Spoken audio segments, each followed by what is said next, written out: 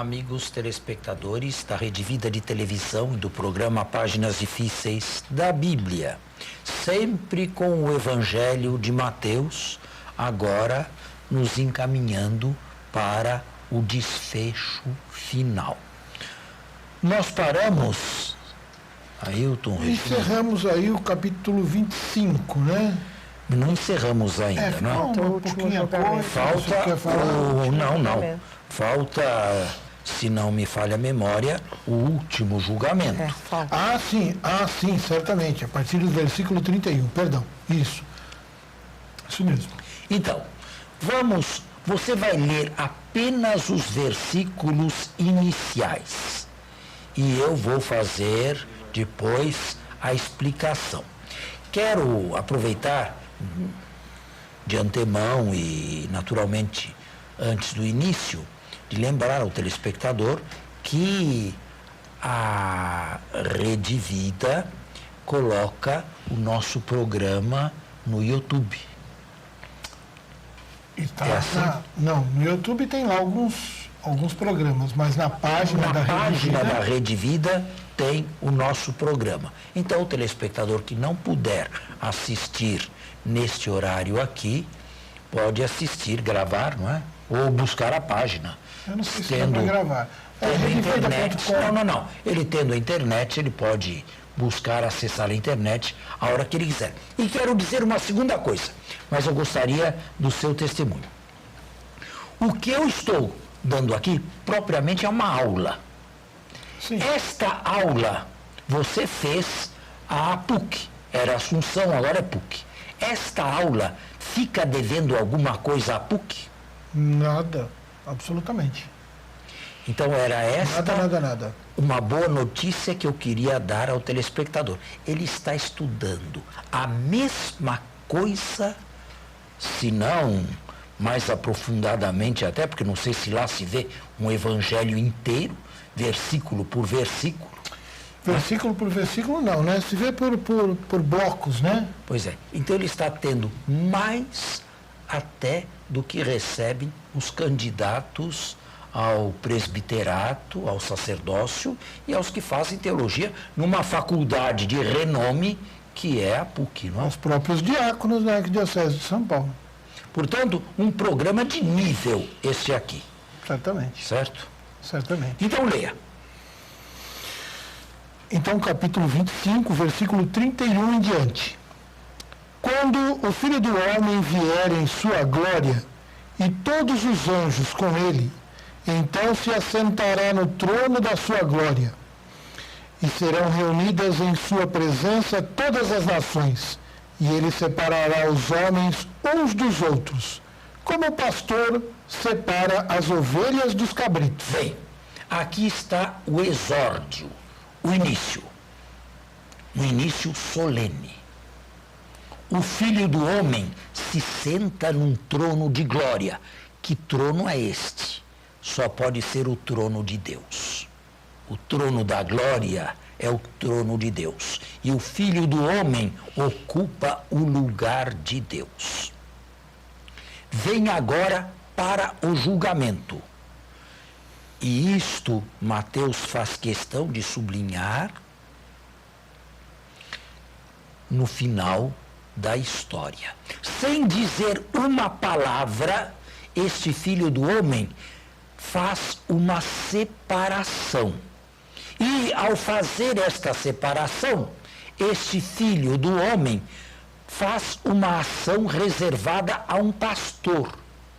Separa as ovelhas dos cabritos.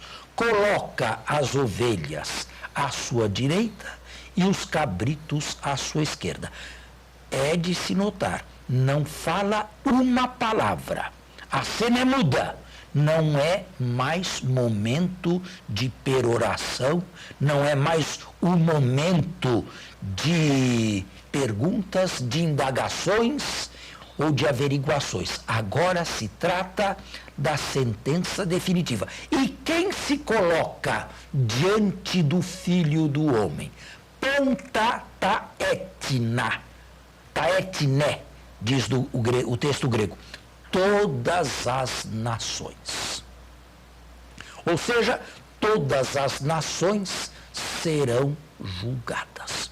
E nós temos uma página belíssima que é muitíssimo conhecida dos nossos leitores. Você vai ler a primeira parte, que é positiva.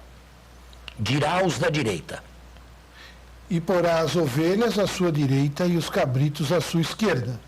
Então dirá o rei... Note, o Filho do Homem é ao mesmo tempo um pastor e agora um rei.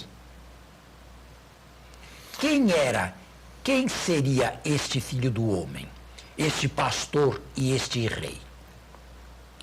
Este texto não é de fonte que, nem foi Mateus buscá-lo em Marcos, porque ele não existe.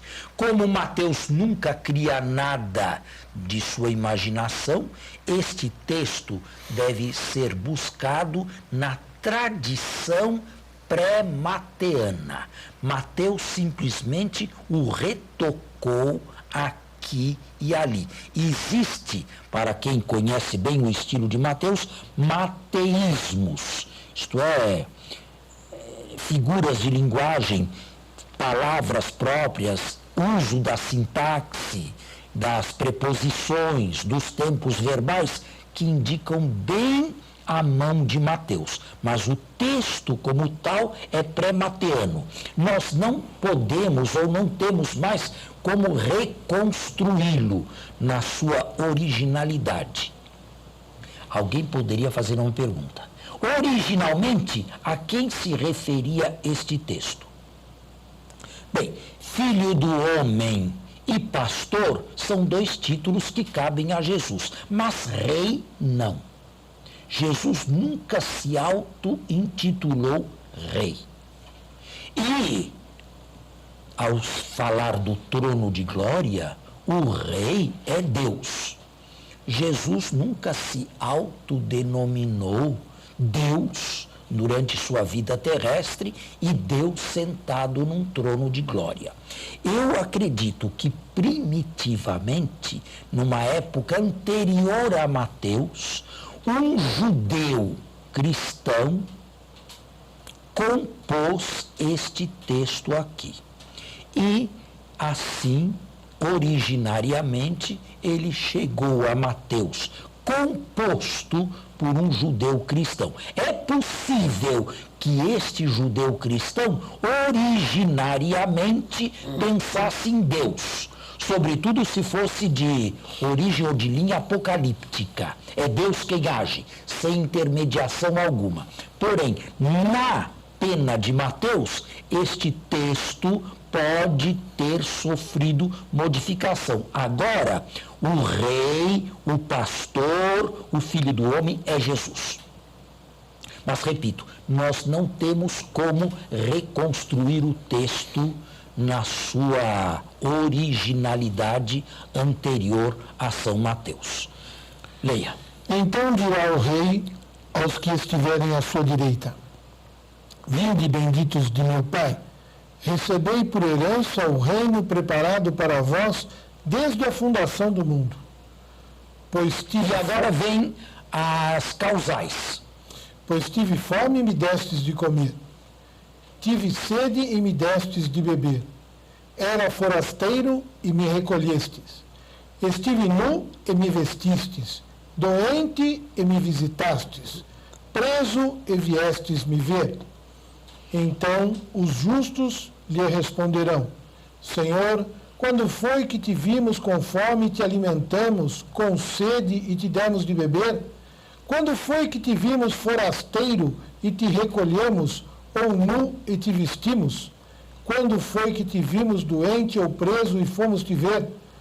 Ao que lhes responderá o rei: em verdade vos digo, cada vez que o fizeste a um desses meus irmãos mais pequeninos, a mim o fizestes. Bem, aqui está a parte positiva. A parte negativa é composta da mesma maneira, da mesma forma, apenas um pouco mais abreviada. Mas a composição digamos, sintática ou gramatical é a mesma. As mesmas palavras ditas aos da direita são ditas de maneira contrária aos da esquerda. Assim como se surpreenderam os da direita, também se surpreenderão os da esquerda. Este texto famoso possui duas grandes chaves hermenêuticas. Mas agora acredito que nós tenhamos que fazer um intervalo. É melhor, porque senão me cortam a palavra no meio. Já voltamos. Bem, eu disse no primeiro bloco que nós temos duas chaves hermenêuticas para a interpretação desse texto. Vou dar a primeira, a que eu daria o nome de chave hermenêutica universal. Primeira possibilidade de intelecção deste texto.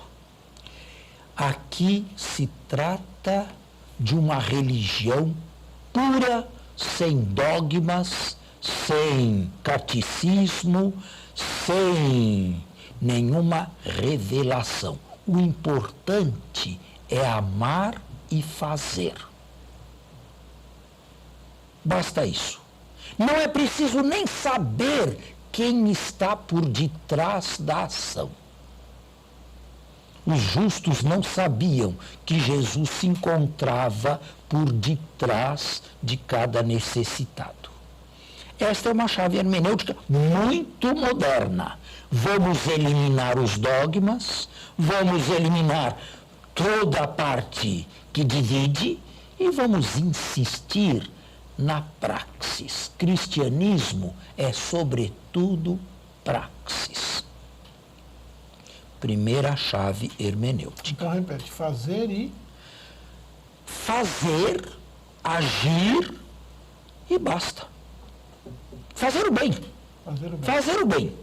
Não importa quem, não importa com que critério, não importa com que consciência, o importante é fazer o bem.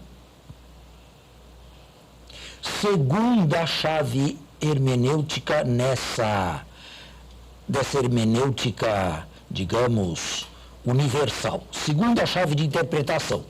O importante no cristianismo é a diaconia. É ajudar, é servir. O resto é secundário. Qual é o seu credo? Em que você crê? Qual é a sua prática religiosa? O que você faz? Tudo isto passa para um plano absolutamente secundário. O importante é como você se posicionou concretamente diante dessas figuras que são concretas também e que perfilam diante de nós todo o santo dia, da manhã à noite. Terceira chave de interpretação dentro desta visão universal.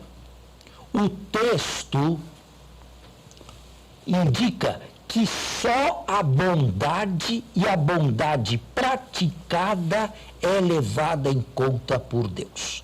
O resto não é sequer mencionado. Quarta possibilidade, bem na linha da teologia da libertação. É impossível atingir ou buscar ou amar Deus a não ser amando concretamente o pobre, o necessitado, o indigente, enfim, o doente, como diz aí o texto. Importante é vestir quem está nu, é dar alimento a quem tem fome, é dar de beber a quem tem sede, é visitar quem está encarcerado. Isto é decisivo. É impossível ir a Deus sem esta mediação humana. Eu estou de acordo com esta visão. Ela não me é absolutamente antipática, não. Quinta possibilidade. Tudo aquilo que fizestes ao menor dos meus irmãos, foi a mim que o fizestes. No diálogo interreligioso com o judaísmo, esta é uma poderia ser uma peça importante se esses meus irmãos fossem os judeus. Nós sabemos que tratamento a Igreja Católica lhes dispensou durante 20 séculos. Existem até mesmo aqueles que nos anos 60, final dos anos 60, insistiram na teologia da morte de Deus. Morre um conceito, ou morreu um conceito de Deus, não para ser substituído por um outro conceito, mas para ser substituído Deus por um novo encontro. Agora, Deus é o pobre, o indigente e o necessitado. Tudo isto é uma única chave de leitura que eu diria, aqui eu daria o nome de chave hermenêutica global, ou chave hermenêutica universal. Existe uma segunda chave hermenêutica para este texto aqui. É a seguinte: as nações que se colocam diante do Filho do Homem são, na verdade, todos os povos. Inclusive os que creem em Cristo, inclusive a comunidade. A comunidade não é um lugar privilegiado. Porém, os irmãos pequenos, os necessitados, são os membros mais humildes ou mais necessitados da própria comunidade cristã. Bem, das duas chaves interpretativas, das duas hermenêuticas possíveis, eu acredito que apenas a segunda, mantida pela tradição da Igreja, pelo menos até o início do século XIX, seja a única que vá de encontro ao texto de Mateus. Isto é, todas as nações estão juntas. Aqui poderia vir alguém com uma objeção, mas o Evangelho foi pregado a todas as nações? Todos os habitantes da terra conheceram ou puderam conhecer o Filho do Homem para se posicionarem a favor ou contra ele? Para Mateus, sim. E, sobretudo, para quem leu, antes deste capítulo aqui, o capítulo 23, o discurso escatológico. Antes que venha o fim, o Evangelho deve ser anunciado a todo o mundo. Dentre o mundo inteiro, que ouviu pelo menos a falar no Filho do Homem e que deve ter tomado uma posição favorável ou contrária, está também a comunidade de Mateus. E todos são julgados pelo Filho do Homem, o rei ou o pastor, de acordo com o tratamento dispensado aos mais pequeninos e necessitados dessa comunidade. Sabem quem eram? Ou quem podiam ser? Os evangelizadores, os missionários itinerantes, que não carregavam nem sacola, nem bastão, nem cajado, nem dinheiro pelo caminho, que eram sujeitos a toda espécie de maus tratos, que podiam ser mal recebidos. Paulo, um apóstolo, na segunda aos Coríntios, capítulo 11, elenca uma série de sofrimentos quase estoicos pelos quais ele passou. Fome, sede, nudez, perseguição, naufrágio. Tudo isto aconteceu com Paulo apóstolo. Naquela comunidade de Mateus, devia haver cristãos instalados, cristãos bem, de certa maneira, e outros que, por amor ao Evangelho, por amor à difusão da palavra de Deus, se sujeitavam a todas essas possibilidades. Todos aqueles que os ajudaram, todos aqueles que os receberam em casa, quem vos recebe, a mim recebe, quem vos despreza, a mim despreza, quem me recebe, recebe aquele que me enviou. Quem me despreza, despreza aquele que me enviou. Percebe? Então, eu acho que esta segunda chave de explicação vai mais bem de acordo com o texto de Mateus. Porque Mateus não se preocupa em saber se existe um caminho para se chegar a Deus independente de Jesus Cristo. Para Mateus, só se chega a Deus através de Cristo, confessando Jesus Cristo. Portanto, não acredito que Mateus tivesse esta preocupação, digamos, bonita, simpática e ao mesmo tempo universal. Eu ficaria com a segunda explicação. Ficaria com esta aqui: os menores são os membros menos privilegiados da comunidade. E depende muito de como eles foram recebidos e tratados, o modo como o Filho do Homem agora irá tratar a todos no juízo final. Leia a parte contrária, pode ler ela. Regina, pode ir do 41. Versículo Em 41. seguida, dirá aos que estiverem à sua esquerda: apartai-vos de mim, malditos, para o fogo eterno, preparado para o diabo e para os seus anjos. Porque tive fome e não me destes de comer, tive sede e não me vestistes, doente e preso e não me visitastes. Então também eles responderão: Senhor, quando é que te vimos com fome ou com sede, forasteiro ou nu, doente ou preso e não te servimos? E ele responderá com estas palavras: em verdade vos digo, todas as vezes que o deixastes de fazer a um desses pequeninos, foi a mim que o deixastes de fazer. Esses pequeninos, dentro do contexto imediato de Mateus, que não tem uma preocupação universal, são os mais humildes da comunidade, ou então aqueles que se dispuseram com tanto empenho e sofrendo na própria carne, levar a boa nova aos demais, e que, na perspectiva do autor, do evangelista, deveriam ser as pessoas mais bem recebidas de todo o mundo, porque portadoras da melhor notícia que o mundo pode receber, o Evangelho da salvação. Mas agora, fica uma pergunta em pé, que eu vou responder só na semana que vem. Aquela visão universal, aparentemente tão bonita, tão simpática, moderna, deve ser desqualificada ou não? Vamos responder a isto na próxima semana, se Deus quiser. Bom final de semana a todos e até a próxima sexta-feira, se Deus quiser. Um bom domingo, até a próxima semana.